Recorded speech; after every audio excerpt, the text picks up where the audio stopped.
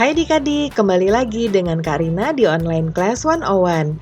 Kali ini kita akan belajar PPKN untuk kelas 3 tema 1. Di subtema 1, ciri-ciri makhluk hidup.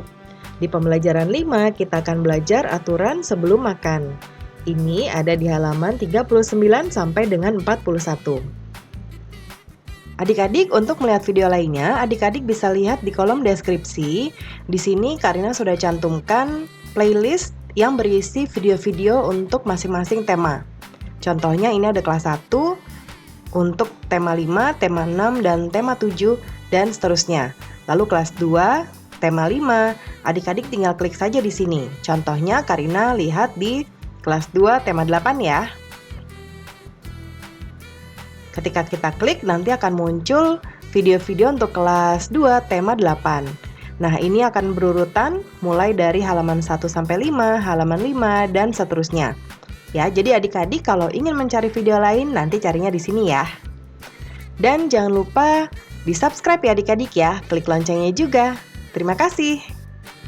Yuk kita mulai adik-adik, ditonton sampai habis ya, jangan dilewatkan karena ada informasi penting yang Kak Rina berikan. Dan diulang lagi videonya sampai adik-adik benar-benar paham. Ini ada di halaman 39. Kita lihat di sini ada judul aturan sebelum makan ya adik-adik.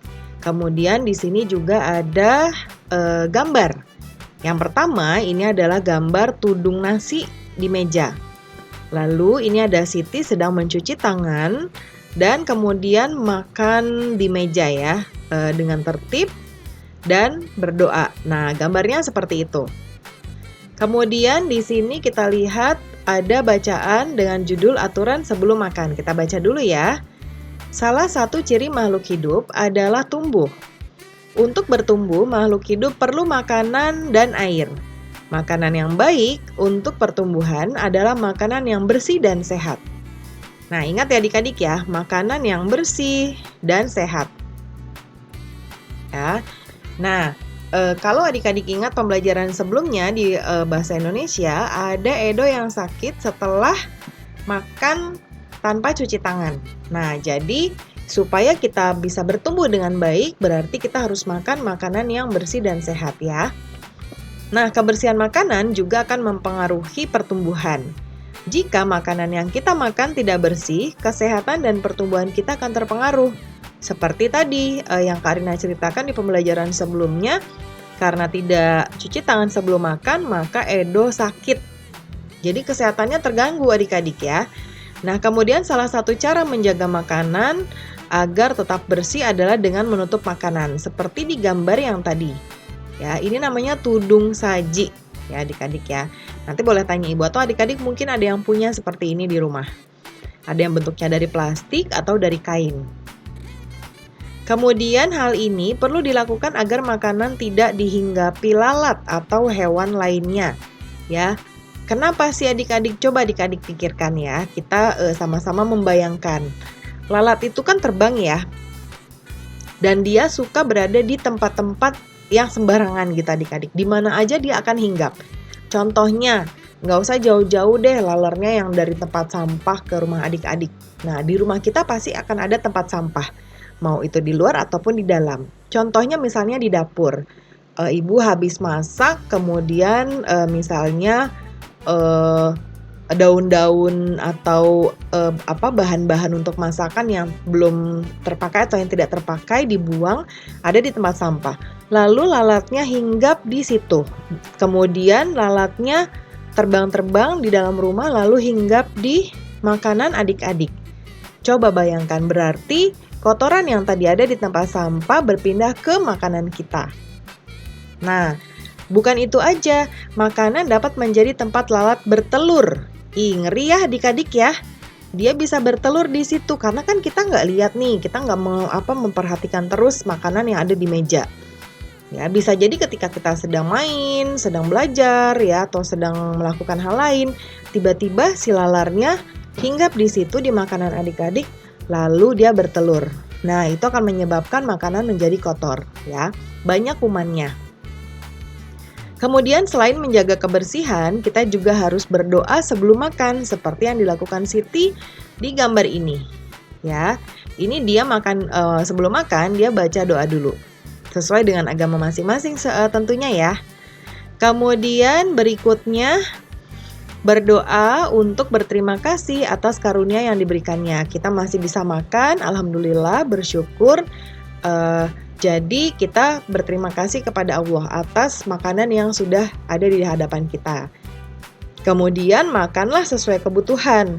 Jangan berlebihan ya, karena makanannya lauknya aku suka nih, nasinya yang banyak deh, lauknya juga yang banyak, sampai kakak atau adik atau ayah ibu nggak kebagian gitu ya, itu nggak boleh. Sesuai kebutuhan aja, karena kalau nggak habis nanti mubazir atau jadinya sia-sia ya. Kemudian menjaga kebersihan makanan serta berdoa sebelum dan sesudah makan merupakan contoh sikap bersyukur. Nah, kemudian sikap bersyukur merupakan pengamalan sila pertama Pancasila adik-adik. Ya, jadi ada keterkaitannya kegiatan atau hal-hal yang kita lakukan itu dengan Pancasila. Nah, ini termasuk atau merupakan pengamalan sila pertama. Bunyinya apa adik-adik sila pertama? Yaitu ketuhanan yang Maha Esa. Ya, jadi jika kita sudah makan sesuai kebutuhan, kemudian menjaga kebersihan, serta berdoa sebelum dan sesudah makan, pastikan berarti kita sudah melaksanakan sila pertama Pancasila. Oke, nah kemudian berdoa juga menunjukkan sikap berterima kasih kepada Tuhan. Selalu berdoa sebelum dan sesudah melakukan kegiatan juga merupakan contoh pengamalan sila pertama Pancasila. Nah, sekarang tuliskan kebiasaan yang kamu lakukan sebelum makan adik-adik.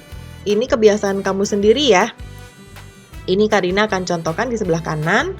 Kebiasaan yang pertama adalah mencuci tangan, lalu berdoa, mengambil makanan yang terdekat lebih dulu, ya, karena kan biasanya misalnya ada sayur, ada ayam, ada tahu, lalu ada susu dan lain sebagainya.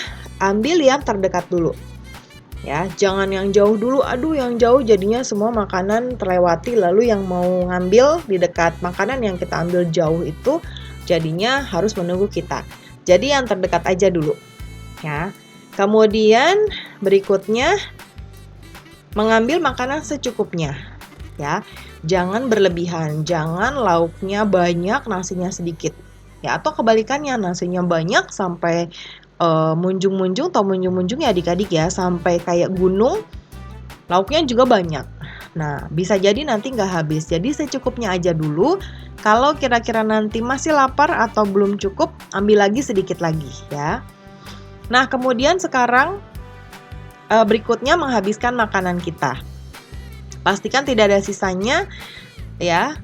Kemudian berikutnya pertanyaan, bandingkan kebiasaanmu dengan kebiasaan temanmu. Adakah kebiasaan makan yang baik tapi belum kamu lakukan? Bagaimana kamu akan melakukannya? Nah, nanti kan adik-adik akan menyebutkan kebiasaan tadi di depan teman-teman ya. Nah, teman-teman adik-adik juga akan menyampaikan kebiasaan mereka.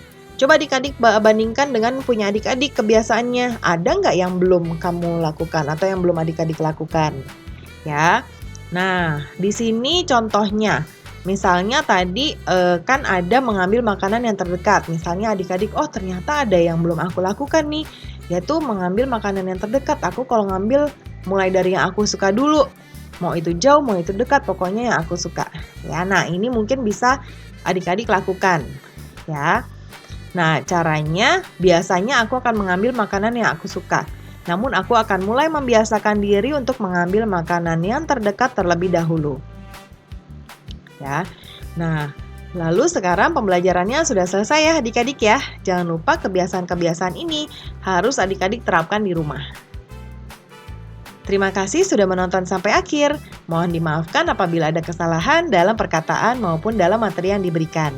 Sampai jumpa di pembelajaran berikutnya. Dadah!